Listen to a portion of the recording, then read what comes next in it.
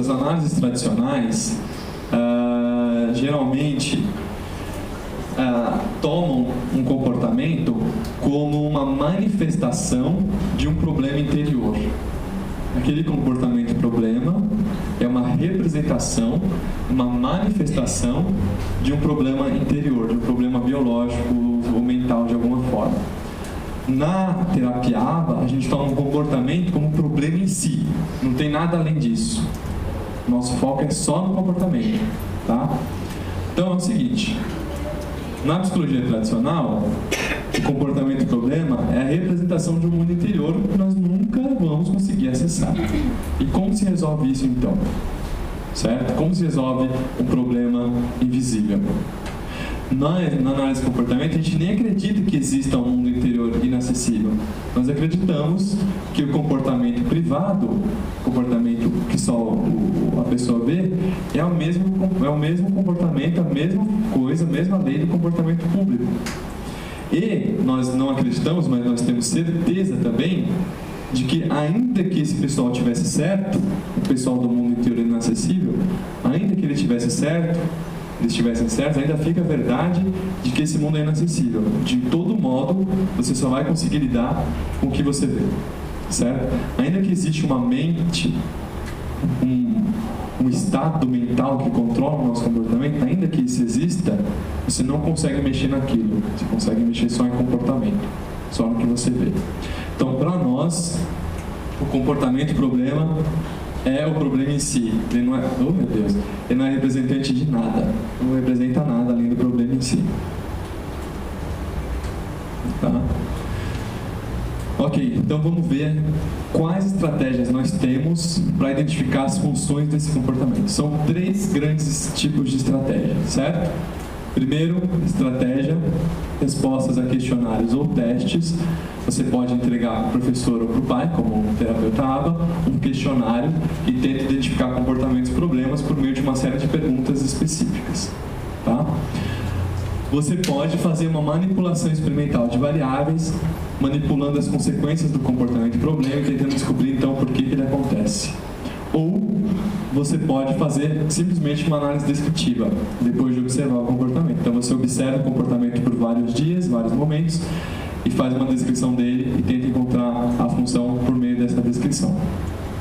Ok. Esse método é uma droga, não funciona, tá? Ele é só complementar para os outros 2.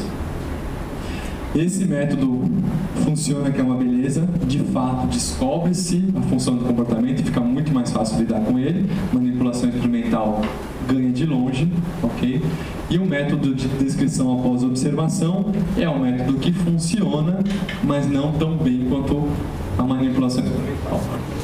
A parte boa dessa análise descritiva e observação é que ela é muito mais fácil de fazer do que a análise experimental, certo? Ela é muito mais fácil, muito mais possível, dá para começar a fazer hoje quando você chegar em casa à noite, mas ela não é tão precisa quanto a manipulação experimental. A manipulação experimental, apesar de ser muito precisa, infelizmente exige todo um aparato, é mais difícil de fazer. Aqui eu só estou falando que as análises descritivas não são tão funcionais, eu já falei, então a gente pode pular esse slide, não tem nada de novo nele. Eu vou ensinar para vocês, então, a título de curiosidade, como fazer essa análise funcional experimental e a lógica deles. Provavelmente os pais não vão conseguir fazer em casa, mas o pessoal das APAES poderiam tentar fazer, mas eu recomendo só que vocês façam com supervisão de um terapeuta ABA, ok? Mas seria possível vocês fazerem nas APAES ou nas instituições onde vocês trabalham. Mas eu não recomendo vocês fazerem isso sem a supervisão de um profissional terapeuta ABA. Essa manipulação experimental consiste em manipular o reforçador liberado para os comportamentos problema. Então o indivíduo é colocado numa sala com alguns materiais que eu já vou especificar quais são, e diferentes condições de reforçamento são colocadas para ele. E aí é observado em qual condição ele se comporta mais. Bom, condição primeira, uma das condições colocadas é a condição de atenção social, onde o indivíduo recebe reforço positivo. Ele é colocado numa sala e toda vez que ele emite um comportamento problema, o terapeuta fala para ele: não faz assim não, é tão feio, você é tão bonito, não precisa fazer assim, enquanto faz carinho, pega na mão, faz cafuné, ou seja, dá uma atenção social, ainda que reprovando aquele comportamento, dá uma atenção social e permite brincar. Olha, você está fazendo isso, é feio, mas ó, brinca aqui que é melhor, dá um brinquedinho que a criança gosta. Ou seja, dá um item desejado, mais reforçador social. Essa é uma condição. Numa outra condição, o terapeuta começa a colocar tarefinhas para aquele aluno. Geralmente tarefas que tenham alguma dificuldade para ele. Toda vez que o aluno emite um comportamento problema, o professor: você não quer fazer? Não tem problema, a gente não precisa fazer isso agora. E remove a tarefa. Certo? Essa é uma outra condição. Na terceira condição, o indivíduo é colocado sozinho numa sala e simplesmente se observa, filma-se e se observa a ocorrência dos comportamentos problema. E nessa situação de brincadeira livre, uma situação controle, o terapeuta entra com o aluninho na sala e fica brincando com ele, não dá tarefa, dá o brinquedo que ele mais gosta, faz carinho, mas toda vez que ele emite um comportamento problema, o terapeuta não reforça. Ele reforça qualquer outro comportamento, menos o comportamento problema. Ele não dá atenção para o comportamento problema, ele coloca em extinção. Mas vai brincando, não causa nenhum estresse para a criança. Nenhum estresse, porque ele está o tempo todo com a atenção do professor, a atenção está lá, ele não está privado de atenção e não tem tarefa, ele não está precisando fugir de tarefa, ele está só brincando numa boa. Por isso que a gente chama de situação controle. Certo? Como funciona esse negócio então? Tá. Daí, se vocês pararem para pensar, isso causa uma questão ética logo de cara. Porque se você vai colocar o indivíduo em condições onde o comportamento dele inadequado vai ser reforçado, e a gente sabe que o reforçamento aumenta o comportamento problema, significa que você está, naquela condição, aumentando a ocorrência de comportamento problema. Você está favorecendo propositadamente a ocorrência de comportamento problema. A questão ética é: vale a pena fazer isso? É uma discussão interessante e o consenso geral é que vale sim. Vale depois que você explica para os pais e para a comissão ética da sua instituição o que você vai fazer. Vale porque você não tem um dado tão claro e tão preciso quanto depois de fazer uma avaliação experimental. Só depois de uma avaliação desse tipo você consegue ter certeza. Com a descritiva que eu vou falar depois, você pode até ter uma ideia de que é aquilo, mas só com a manipulação experimental você consegue ter certeza a função verdadeira do comportamento. Vale porque, antes de você conhecer a função verdadeira do comportamento, e até aquele momento, o comportamento estava sendo reforçado. Se não estava, ele não estaria ocorrendo, você não precisaria fazer uma análise funcional. O comportamento está sendo reforçado. Você só está, naquele momento, colocando ele sob um controle mais específico. E vale, finalmente, porque sem essa análise você não vai conseguir tirar esse comportamento. Você precisa fazer essa análise, certo? Ainda assim, isso só é feito nas instituições após a aprovação do comitê de ética, após a aprovação dos pais e geralmente com uma equipe médica de prontidão, caso algum problema aconteça. Tá? Para comportamentos mais graves, como se bater ou bater no outro, existe um método semelhante a esse, mas um pouco diferente, que evita maiores problemas. Eu vou contar para vocês também. Mas comportamentos que não apresentam grandes riscos, esse método é feito. E como ele funciona exatamente? Na análise funcional padrão, o indivíduo passa por cada uma dessas condições durante 15 minutos. Ele fica 15 minutos em uma, 15 minutos em outra condição. Aí ele não fica 15 minutos e já continua outra. 15 minutos, sai da sala, dá um passeio, volta para 15 minutos em outra condição. Sai da sala, dá um passeio, volta para mais 15 minutos em outra condição. Sai da sala, dá um passeio, volta para mais 15 minutos. Tá? Geralmente tem duas coisas que vocês podem fazer para ajudar o indivíduo a entender cada uma dessas condições. Ou você pode usar uma cor de camiseta para cada condição, para ajudar a diferenciar.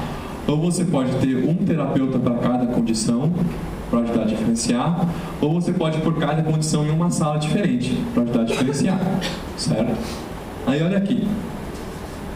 O reforçador, eu esqueci de falar, fica presente durante 30 segundos ou 1 minuto. O indivíduo, então, quer fugir da tarefa, faz a birra, a tarefa sai por 30 segundos ou 1 minuto. Se for na condição de reforço social, fez a birra, ganha atenção, carinho, brinquedinho por 30 segundos ou 1 minuto, tá? O que acontece? Olha aqui que bacana. Na primeira condição, colocaram a menina na condição de sozinho. Não tinha ninguém lá com ele, nem reforçador, nem nada. Essa condição de sozinho tem a função de verificar se o comportamento ocorre por autoestimulação. Se não tem ninguém enchendo o saco dele, ele não consegue chamar a atenção de ninguém, se o comportamento problema ocorrer nessa condição, é porque é por autoestimulação que ele está acontecendo. Tá? Então colocaram lá na condição sozinho, quase não teve comportamento problema. Colocaram na opção, na condição de atenção, ele ganhava atenção quando emitiu o comportamento problema, tivemos 2 respostas por minuto. Pensando que 15 minutos, né, significa 30 respostas. 30 vezes ele fez o comportamento problema. 30 respostas dividido por 15 minutos, 2 respostas por minuto.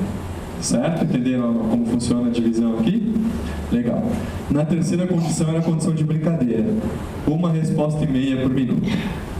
Na quarta condição, colocaram na condição de demanda.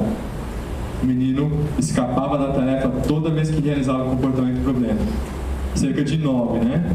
9 vezes 15 significa que ele emitiu quase 150 comportamentos problema. 135 comportamentos problema.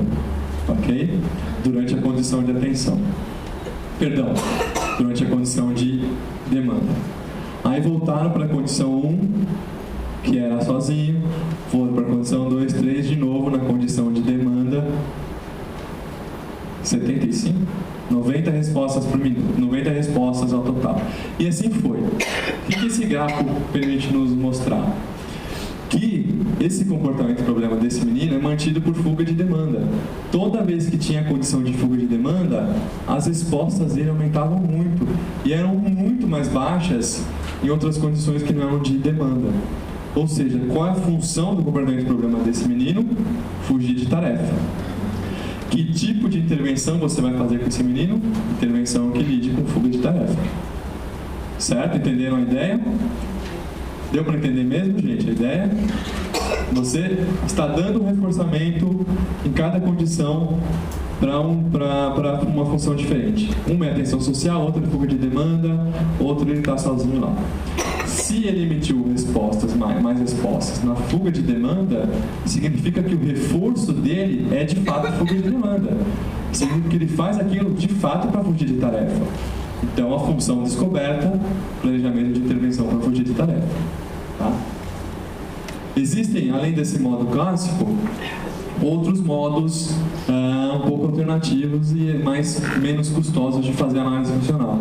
Um desses modos é a análise funcional por tempo limitado, por tempo menor, que é a análise funcional breve. Nesse tipo de análise funcional, ao invés de 15 minutos, o indivíduo fica apenas 5 minutos em cada condição. Ou seja, não vai ficar muito tempo não, vai ficar 5 minutos apenas em cada condição. Já reduz por 3 o tempo do teste. Tá? E, geralmente, se faz só uma vez em cada... Só se coloca o menino uma vez em cada condição e se repete uma vez a condição onde ele se comportou mais vezes, tá? Então aqui ele só ficou uma vez na condição de sozinho, uma vez na de atenção, uma vez na de brincadeira, uma vez na de demanda. Como a condição de atenção teve mais respostas, ela foi repetida mais uma vez, só para confirmar que é isso mesmo o problema. E essa treatment probe aqui é uma medida depois que a intervenção foi feita. Descobriu-se que a função era reforçamento social, fez uma intervenção em cima disso, e essa é a prova de tratamento e deu certo, diminuiu muito o comportamento problema depois do tratamento, tá? Não é muito adequado fazer só uma vez em cada condição. O ideal é que vocês façam 3, 4 vezes em cada condição. É algo super rápido. Se você pensar, são 4 condições, 4 vezes cada são 16. 16 vezes 5 minutos. Quanto que dá isso? 32, 64, 90, 76. Em 76 minutos, em 1h15, mais as pausas, no máximo em 2 horas você fez uma análise funcional breve e consegue descobrir por que aquele comportamento está acontecendo. Tá? Não vale a pena fazer uma repetição só, vale a pena fazer mais de uma. Certo?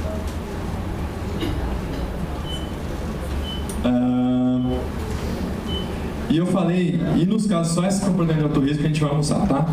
E nos casos em que o comportamento é muito intenso, fere os outros ou fere a si mesmo, como a gente faz? A gente vai ficar reforçando a autolesão? A gente vai ficar reforçando o cara bater no outro? Não. A gente faz uma análise de latência.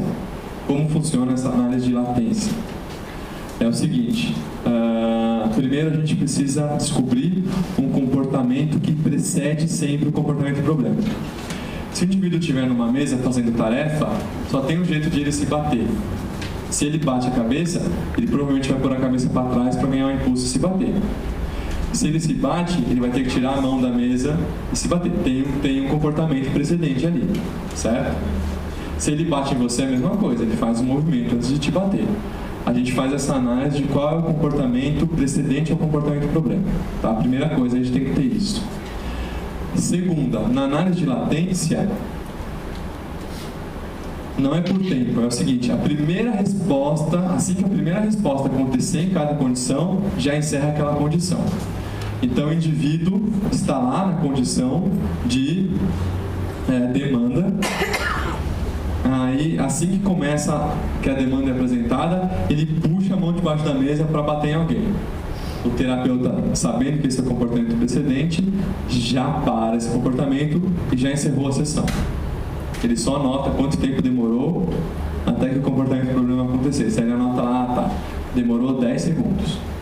Aí ele vai para a condição de atenção. Coloca o menino lá para brincar, coloca o menino lá. Assim que o menino tenta se agredir ou agredir alguém, ele para, dá atenção e encerra aquela tentativa. Aí ele anota lá, demorou 3 minutos. Aí ele vai para a condição de sozinho, fica observando. Assim que o menino emitiu o primeiro comportamento problema, ele já para e fala, demorou tanto tempo para o comportamento problema acontecer.